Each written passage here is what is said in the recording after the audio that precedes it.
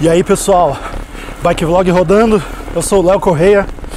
Hoje eu tô indo dar um pulo no East Side Gallery, que é um lado de Berlim, antiga Berlim Oriental, onde tem umas partes do Muro de Berlim preservados, com grafites e tal, uma parte bem bonita, bem histórica. Vocês devem ter visto uns pedaços no vídeo que eu falei sobre futebol, porque eu tava bandeando por lá, e é um lugar que eu gosto de ir especialmente quando abre o sol, tipo hoje.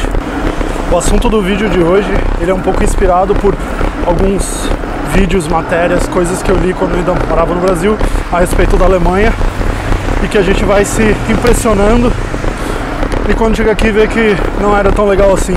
Por exemplo, há um tempo atrás estava circulando uma notícia de que Berlim inaugura o primeiro supermercado sem embalagens do mundo. E, puxa, muito bacana, sustentabilidade, questão de reciclagem de resíduo, plástico, toda essa parada que é um problema. A gente entra no supermercado e vê a quantidade de embalagem que não vai servir para nada depois que o produto for ser consumido, só vai virar lixo. Então é massa a ideia de um supermercado sem embalagem, mas parece que é uma coisa muito nova, muito incrível, muito mágica. Eu preciso mudar um aspecto cultural de hábito de consumo para resolver uma questão ambiental, que provavelmente é o que a gente vai ter que fazer no geral. Mas nesse caso, na época que essa notícia estava circulando, eu encontrei o Mauro, que é um amigo nosso que mora aqui, e aí ele falou que viu essa notícia também circulando no Brasil, e aí ele falou, fui lá visitar o tal supermercado mágico sem embalagens, e o que eu descobri quando cheguei lá é que era uma feira. O supermercado sem embalagem é uma feira, basicamente, o que a gente já está totalmente acostumado e faz toda semana no Brasil. Em São Paulo tinha uma do lado da minha casa, e o que é uma feira? Um supermercado sem embalagens, no fim das contas. Outra que eu vi nesse estilo foi uma notícia falando que a Alemanha tinha proibido aqueles cafés de cápsula, né? E eu lembro que no Brasil tu circula em escritório e tal, e tem um monte dessas, e sempre rola um julgamentozinho assim do pessoal mais ligado, mais para a sustentabilidade e tal, de olhar e falar, nossa, você está poluindo o mundo, você está usando essas cápsulas que não tem como ser recicladas, etc, etc. E aí saem essas notícias falando que na Alemanha eles proibiram o uso dessas cápsulas e parará. A gente chegou aqui e tinha uma máquina dessas no nosso apartamento, e eu achei, com todo essa minha carga de julgamento de pessoa, abre aspas, esclarecida, eu olhei e falei, eu não vou usar uma cafeteira de cápsula. Daí eu peguei a embalagem onde estariam as cápsulas, e não eram cápsulas, eram sachês. Então eram sachêzinhos, parece sachê de chá, tu coloca e faz o café. E aí eu, puxa, que legal, proibiram as cápsulas na Alemanha, mas a galera se virou e fez em sachê, que é menos poluente. Puxa, que bacana. Beleza, eu tomo café todo dia nessa máquina desde então. Um tempo atrás eu fui trabalhar num escritório aqui em Berlim, e aí blá blá blá, daqui a pouco o pessoal, quer um café? Quero. O cara falou, abriu uma caixinha, tirou uma cápsula bem daquelas de alumínio e tal, botou na máquina e fez o café. Eu achei estranho, mas tipo assim, sei lá, vai ver que o cara tinha guardado, vai ver que a lei não tá valendo ainda, alguma coisa do tipo. E aí passou, eu trabalhei lá a semana inteira. Passou um tempo, toma café na cápsula, e aí o cara, acabou o café, temos que ir no supermercado comprar. A gente foi no supermercado e ele comprou mais cápsula. E aí eu fui obrigado a perguntar, cara, mas cápsula não tinha sido banida na Alemanha? Aí ele deu uma risadinha e falou, não, as cápsulas foram banidas das repartições públicas de algumas partes do governo da Alemanha, por motivos, sei lá se é ambiental ou não. E aí, ops, de novo, temos uma notícia enviesada, criando um exagero sobre um suposto estado evoluído de um país de primeiro mundo, e que no fim não era bem assim, né? E a gente tá aqui só 4 meses, não deu pra ter ainda uma dimensão de como são as políticas públicas a respeito de lixo e tal.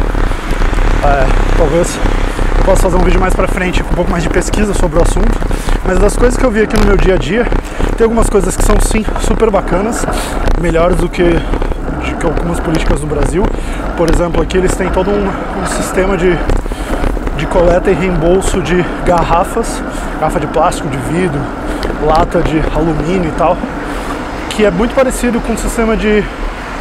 Aliás, não é parecido, é um sistema de embalagem retornável, mas ele não é como era antigamente no Brasil, ou como ainda tem com garrafa de cerveja no Brasil, que tu pega o casco, entrega e compra outro, né?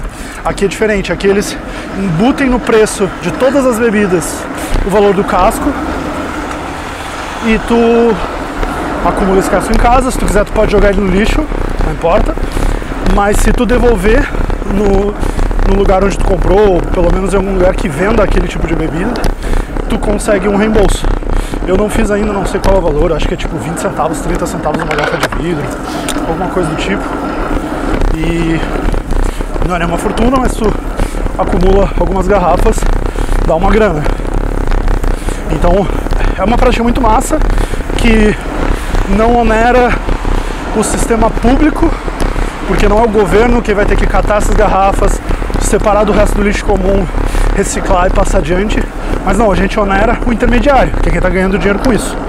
Então, se o supermercado X vende um refrigerante lá numa garrafa de vidro, ele está ganhando em cima disso, ele é parcialmente responsável por fazer essa coleta, e eu não sei burocraticamente exatamente como funciona, mas eu sei que ele tem essa pegada, então ele distribui a responsabilidade sobre o problema, e eu acho isso incrível. Eu acho que eu não entendi totalmente como esse sistema de devolução de garrafa funciona, porque ele é um pouco complexo, e eu procurei online e tal, e a galera explica mais ou menos, mas é meio confuso o que o governo fala sobre quanto que vale, etc, etc, mas resumo é isso, existe essa continuação de ciclo, né, em que aquele resíduo que seria lixo volta e vai ser reutilizado, né. Pelo que eu entendi, em relação às garrafas de vidro, não sei do resto, mas nas garrafas de vidro elas não vão ser recicladas, do tipo desmanchadas e reconstruídas. Não, elas são reusadas mesmo. Então fala lá que uma garrafa de vidro de cerveja X pode ter até 70 usos antes dela ser efetivamente descartada, né?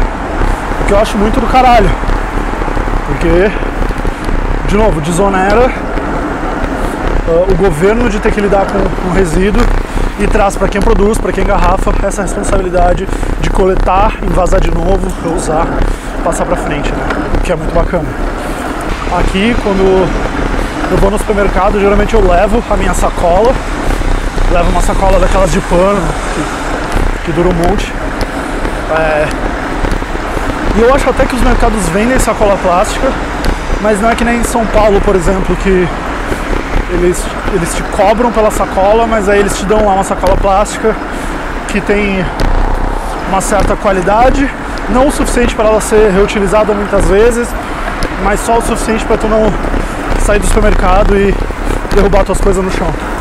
Aqui, nos mercados que tem lá perto de casa, existe até a opção de comprar sacola, mas é uma sacola bem fininha, bem vagabunda, assim, parece um saco plástico de feira, mas eles vendem sacolas de papel, que a gente tem algumas em casa também, sei lá, às vezes que a gente foi no supermercado, esqueceu de levar o sacolão, comprou sacola de papel, e é uma sacola de papel de boa qualidade que a gente usa direto. Hoje eu fui no supermercado, a sacola de pano estava ocupada com outra coisa, levei a sacola de papel tranquilíssimo, trouxe várias garrafas para casa, carreguei peso e funciona. O que é engraçado, comparando com São Paulo, é que em São Paulo eu via no mercado as pessoas sendo mais econômicas com sacola. Então, sei lá, se numa situação normal o cara levaria 5, 6 sacolas para as compras dele, depois que elas passaram a ser cobradas, o cara passou a levar, sei lá, 3 sacolas, 2 sacolas para a mesma quantidade. O pessoal passou a ser mais econômico, porque sente psicologicamente o ter que tirar do bolso para pagar aquela sacola, ainda que seja um valor praticamente simbólico, acho que é 8 centavos era quando eu morava em São Paulo. Mas de verdade não mudou muito a cultura, assim. Eu vejo pessoas indo com uma sacola daquelas de pano no mercado lá em São Paulo, mas a sensação que eu tenho é que provavelmente essas pessoas iriam com essa sacola também, mesmo se a sacola plástica não fosse cobrada, sabe? Eu não sinto uma mudança generalizada de cultura baseada nesse custo da sacola plástica. E pode ser que seja uma questão de tempo, pode ser que precise, sei lá, passar uma geração de pessoas para a cultura efetivamente mudar. Eu não sei quanto tempo aqui isso acontece, das pessoas terem que pagar por sacola no supermercado, mas o que eu vejo aqui é diferente. O que eu vejo aqui é uma outra cultura. Eu vejo as pessoas indo no mercado, muitas pessoas, quase todo mundo com sacola de pano, com carrinho de feira, com mochila, e não é incomum ver gente indo no mercado e saindo com as compras na mão. Várias vezes eu já vi, às vezes já eram umas cenas ridículas, porque tá lá a pessoa carregando 5, 6 latas e caixa de coisa nos braços, assim, parece aquela sketch do Chaves, parece que a pessoa vai tropeçar, derrubar tudo no chão, parece uma palhaçada. Mas, tipo, a galera leva a sério, assim, muito raro ver gente pagando por sacola nos supermercados. E é claro, de novo, como sempre, eu tô falando aqui da minha experiência, né, do que eu vejo no supermercado, que eu vou, e eu vou quase todo dia, porque tem um do lado de casa e a gente não tem dispensa em casa, então praticamente todo dia eu vou no supermercado e essas são as coisas que eu vejo lá. Então a gente tem sim coisas que mudam o padrão cultural, exemplo, essa coisa das sacolas, mas a gente também tem, especialmente no jornalismo brasileiro, um certo complexo de vira-lata que fica reproduzindo um monte de notícia pela metade, como se fosse, olha só o primeiro mundo, que incrível e que demais e tal. E talvez valha a pena nesse canal eu fazer uma série de vídeos. O primeiro mundo não é assim tão evoluído. É um que eu tô planejando fazer pro futuro, falar um pouco sobre como é a política pública de investimento em ciclovia de Berlim, porque é uma cidade conhecida como uma cidade de bike, tem uma frota ciclística imensa, se vende com esse discurso, mas que, e quando a gente chega aqui, eu vindo do Brasil, uma cidade que não tem cultura de bicicleta, chega aqui e fica deslumbrado, mas à medida que a gente começa a conviver, a gente vai enxergando as mazelas do sistema também. Então pro futuro, acho que o próximo vídeo da série O Primeiro Mundo Não É Tão Evoluído Assim vai ser sobre o sistema de bike. Beleza, pessoal? Qualquer coisa, dá um grito nos comentários, me chama no Twitter e a gente se fala. Até a próxima!